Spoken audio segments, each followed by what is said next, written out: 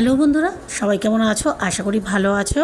আমি রাখি সরকার, রাখি শ্রীযুত লাইফস্টাইলের পক্ষ থেকে নিয়ে চলে এসেছি তোমাদের জন্য একটা সুন্দর ব্লগ। চলো, সবার আগে বলে দিই, কেউ কিন্তু ভিডিও স্কিপ করবে না, পুরো ভিডিওটা দেখো। আশা করি ভালো লাগবে। ভিডিও ভালো লাগলে লাইক, কমেন্ট আর চ্যানেলটাকে সাবস্ক্রাইব করতে হবে। পাশে থাকা বেল নোটিফিকেশানটা অলে ক্লিক করে দিতে হবে, তাহলে ভিডিও দেওয়ার সাথেই প্রথমে তোমাদের কাছে পৌঁছে দেবে। তোমরা সকলে ভিডিওটা সাথে সাথে দেখতে পাবে। আজকের ভিডিওটা একদমই অন্যরকম, পুরো ভিডিওটা দেখো, আশা করি ভালো লাগবে।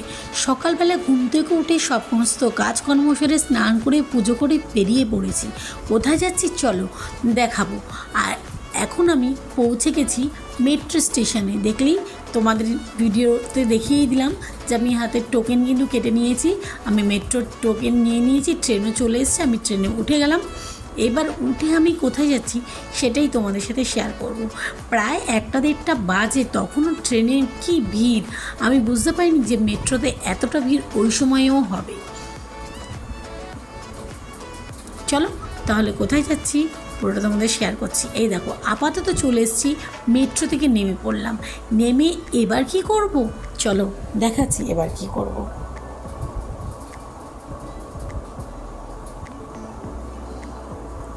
এটা হচ্ছে এসপ্ল্যানেড। আমি কোদঘাট থেকে এসপ্ল্যানেডে নেমেছি। এসপ্ল্যানেড থেকে আমি এবার কোথায় যাচ্ছি চলো তোমাদের সাথে শেয়ার করব। প্রথমে আমি উল্টো দিকে চলে গেছিলাম, তারপরে আবার সেখান থেকে জিজ্ঞাসা করে আমি এক্সেলেটার ধরে একদম কিন্তু ওপরে চলে যাচ্ছি। এসপ্ল্যানেড থেকে বেরিয়ে একদম ওখান থেকেই দেওয়া আছে গ্রিন পা। হ্যাঁ, বুঝতেই পেরেছো আমি কোথায় যাচ্ছি। চলো, এই দেখো গ্রিন পা করা আছে। যারা এসপ্ল্যানেড থেকে হাওড়া ময়দান মানে জল মেট্রোতে যারা যেতে চাও, তারা কিন্তু এসপ্ল্যানেড নেমে এসপ্ল্যানেড থেকে এই দেখো গ্রিন পা করা আছে। এই গ্রিন পা ধরে ধরে যদি তুমি যাও, তাহলে হাওড়াতে মেট্রোতে তোমরা পৌঁছে যাবে। আর যারা হাওড়া থেকে আসছো, তারা গ্রিনের পাশে দেখো নীল আছে, ওই ব্লু লাইন ধরে আসবে। এই যে গ্রিন পা ধরে আমি যাচ্ছি হাওড়া ময়দানের মেট্রো ধরতে, আর ব্লু পা ধরে আসবে হাওড়া ময়দান থেকে সব এসপ্ল্যানেডের দিকে। তাহলে চলো, আমি আগে প্ল্যাটফর্মে যাই, তারপরে কখন ট্রেন আসবে কী আসবে সেটা তো পরের কথা। এই দেখো পুরো কিন্তু গ্রিন পা করা আছে, মানে কোনো অসুবিধা হবে না। তোমরা যারা কোনো দিন যাওনি, তারা কিন্তু সহজেই এসপ্ল্যানেড থেকে হাওড়া ময়দানের জন্য যে মেট্রোটা নেবে, তারা কিন্তু অনায়াসে প্ল্যাটফর্মে পৌঁছে যাবে। এই দেখো পাশেই কিন্তু তোমরা ব্লু পাও দেখতে পাচ্ছ, আর একদম টিপটপ, যেহেতু নতুন হয়েছে, একদম পরিষ্কার ঝকঝকে। এই দেখো, আর চারিদিকে এরকম কিন্তু লেখা আছে হাওড়া মেট্রোর জন্য কোনো অসুবিধা হবে না। দেখো চারিপাশে কিন্তু লিখে লিখে অ্যারো করে সমস্ত চিহ্নিত করা আছে, যাতে প্রথম যারা আসছে তাদের বা যাত্রীদের যাতে কোনো অসুবিধা না হয়। আর মেট্রো স্টেশনটা সুন্দরভাবে সাজিয়েছে, তোমরা তো দেখতেই পাচ্ছ। চলো ভেতরের দিকে যাই। ভিড় কিন্তু প্রচুর ছিল। ট্রেন কিন্তু অ্যাভেলেবেল থাকে আমি শুনেছি, কোনো দিন আমি যাইনি, আমি ফার্স্ট উঠেছি। তো চলো, আমি আপাতত স্কেলেটর করে নিচের দিকে নামবো। অনেকটা উঁচু, এইটা না ভীষণ, মানে অনেকটা ডিপ। নিচের দিকে নামছি তো নামছি,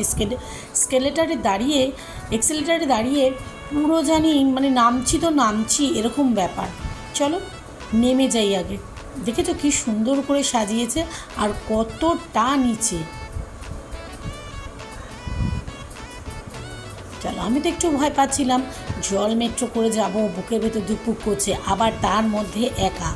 এটা একটা মানে আমি কোনোদিনও চড়বো না, আমি এটা ভেবেইছিলাম, কারণ আমার ভীষণভাবে ভয় পাচ্ছিলাম যে একা একা, মানে কোনোদিনই আমি জলটা আমার ভীষণ ভয় লাগে। এটাই হচ্ছে মেন কথা, জানো তো। আমি জলে মানে যেহেতু আমি সাঁতার কাটতে জানি না, সেহেতু আমি জলে খুবই ভয় পাই।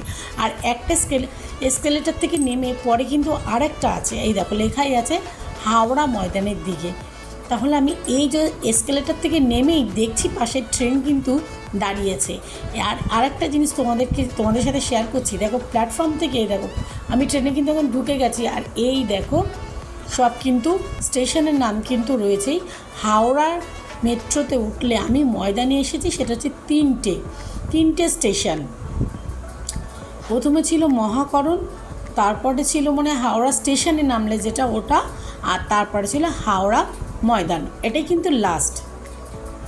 তো চলো ট্রেনে তো উঠে পড়েছি, বুকের ভেতর তো ধুক পুক করছে যে মেট্রো করে যাব জলের তলা দিয়ে, গঙ্গার তলা দিয়ে। একটা বিশাল এক্সাইটমেন্ট ছিল, কিন্তু আমার তার থেকে বেশি ভয় ছিল, ভীষণভাবে ভয় পাচ্ছিলাম।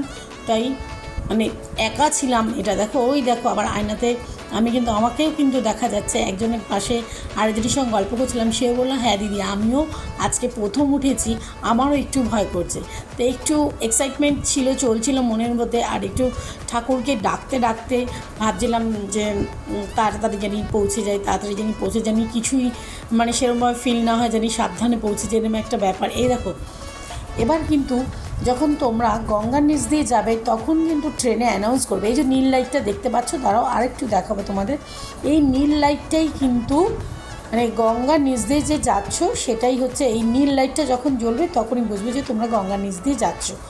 আর ট্রেনে কিন্তু বলতে থাকবে যে গঙ্গার নিচ দিয়ে ট্রেনটা অতিক্রম করছে, এরকমই কিছু বলতে অ্যানাউন্সও করবে। বাংলাতেই করেছে, দেখেছো নীল লাইটটা কি দেখা যাচ্ছে, বুঝতে পারা যাচ্ছে? কিন্তু আমি কিন্তু বুঝেছি ট্রেনের মধ্যে দাঁড়িয়ে। এবার ভিডিও তো কতটা এসছে সেটা আমি বুঝতে পারছি না, তোমরা যদি বুঝতে পারো তো ভালো, নাহলে এ দেখো নীল লাইটটা হালকা করে যাচ্ছে। দাঁড়াও আমি আরেকটু ভালো করে তোলার চেষ্টা করছি।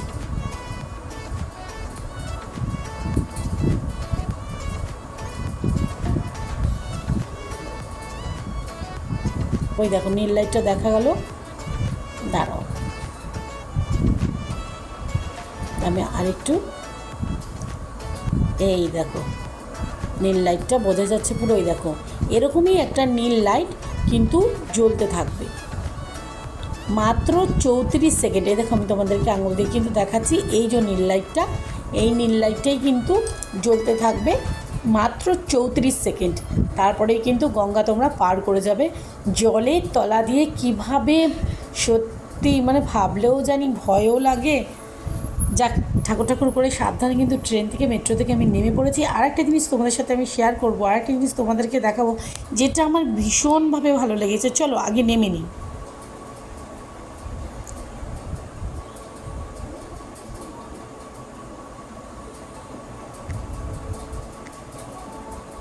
না এটাই আমি নামবো না, এর পরের স্টপেজেই আমি কিন্তু নামবো। এটা হচ্ছে যারা মানে হাওড়া স্টেশনে যাবে তারা এইখানে নামবে। যেহেতু আমি প্রথমবার গেছি তাই আমি স্টেশনের নামগুলো ঠিকঠাক তোমাদেরকে বলতে পারলাম না, কিন্তু ভিডিওর ক্লিপগুলো নিয়েছি, সেগুলো তোমরা অবশ্যই কিন্তু দেখে নিও। আর ট্রেনের মধ্যে দেখছোই তো খুব সুন্দর করে ট্রেনগুলো, মানে মেট্রো থেকে আমার মনে হচ্ছে একটুখানি চওড়াতে বড়, আর বগিগুলোও কিন্তু আমার মনে হয়েছে মেট্রো থেকে একটু লম্বা। জানি না আমি ভুলও হতে পারি, কিন্তু আমার মনে হয়েছে। আর খুব সুসজ্জিত, মানে পরিষ্কার পরিচ্ছন্ন, টিপটপ, খুব ক্লিন ব্যাপারটা কিন্তু রয়েছে। বেশ মনে হচ্ছে বাইরের দেশের মেট্রো, এরকম একটা ব্যাপার। তো চলো পরেই কিন্তু আমি নামবো। আমাদের কিন্তু হাওড়া ময়দান কিন্তু এর পরেরটাই লাস্ট স্টেশন।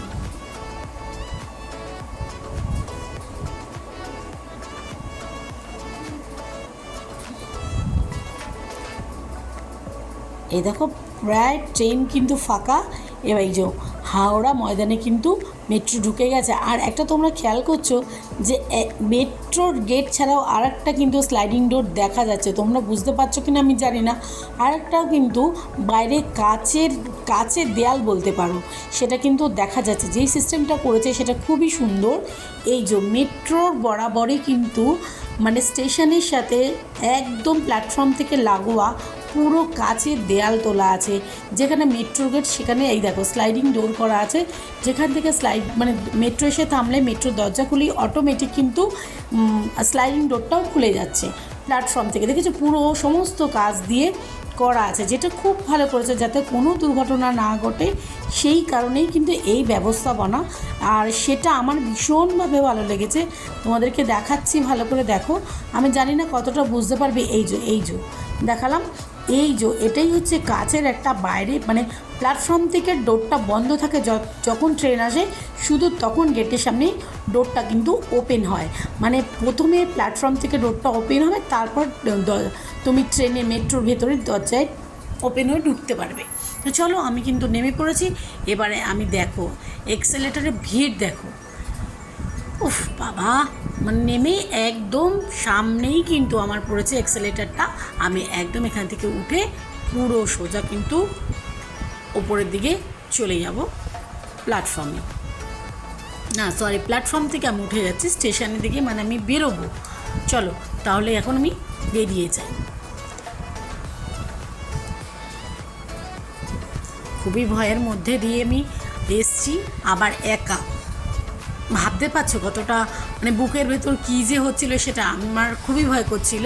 তো আমি ওপরে তো উঠে পড়েছি, তারপর বুঝতে পারছিলাম না কোন দিকে যেতে হবে, এটা কিসের লাইন।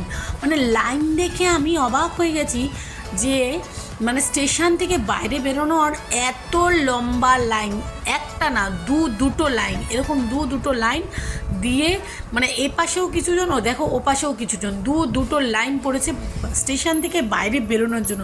তাহলে কি হারে যাত্রী যাতায়াত করছে সেটা তোমরা বুঝতেই পারছো। প্রায় তখন বাজে 2টো হবে, তখনও এত ভিড়, ভাবতে পারছো।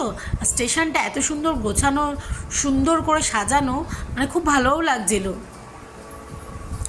আর সবচাইতে বড় কথা, মানে ভীষণভাবে অ্যারো করে সমস্ত দিকটা করে দিয়েছে, যাতে তোমরা বাইরে থেকে বেরোলেই তোমরা বুঝতে পারবে।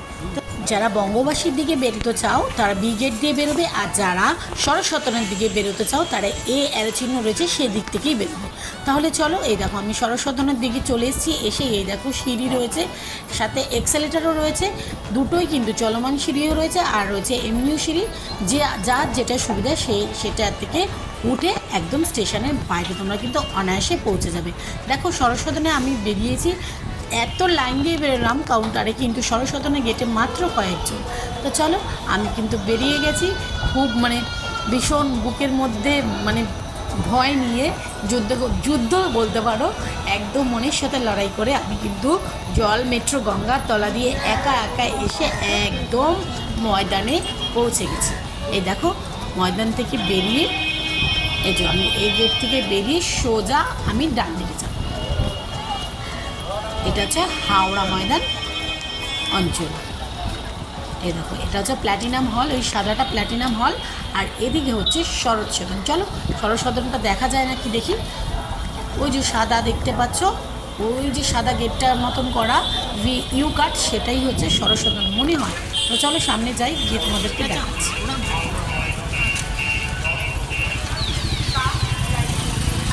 আর এই দেখো এটা হচ্ছে ময়দান মার্কেট, যেটা অনেকেই চেনো, হাওড়া ময়দান মার্কেট, যেটা ধর্মতলার মতনই এখানে বসে। অতটা বড় না হলেও অনেকটাই বড়, ছোট কিন্তু নয়। তো চলো আমরা তাহলে চলে এসেছি, এবার আমি চলে যাব। কোথায় যাব চলো দেখাচ্ছি। এই দেখো এটা হলো শরৎ সদন, যারা আসেনি তারা দেখে নাও। এটা হচ্ছে শরৎ সদন মঞ্চ, এখানে প্রোগ্রাম হয়, নাচ গান হয়, বিভিন্ন ধরনের অনুষ্ঠানও হয়, মানে প্রোগ্রাম বলতে পারো। আমি টোটোতে বসে পড়েছি, এবার চলো কোথায় যাচ্ছি সেটা তোমাদেরকে দেখাবো। হাওড়া ময়দান হয়ে আমি যাব আমার বাপের বাড়ি। তো চলো টোটোতে কিন্তু উঠেই পড়েছি, এবার আস্তে আস্তে চলে যাব। তো এই দিকটা হচ্ছে বাইপাস রোড, ওই পাশেই হচ্ছে দেখছো এই যে ঘরগুলো রয়েছে, তার পেছনের দিকেই কিন্তু রয়েছে তোমার হচ্ছে ট্রেন লাইন। এই ট্রেন লাইনেই, মানে এই লাইনের যে এটা হচ্ছে টিকিয়াপাড়া লাইন, তো টিকিয়াপাড়া কাছেই কিন্তু আমার বরের অফিস। তো চলো তোমাদের টিকিয়াপাড়া কারশেডটা যদি দেখা যায়, ওই যে দূরে দেখো দেখা যাচ্ছে, ওটাই কিন্তু এই যে কারশেডটা দেখা যাচ্ছে, এটাই কিন্তু আমার বরের অফিস।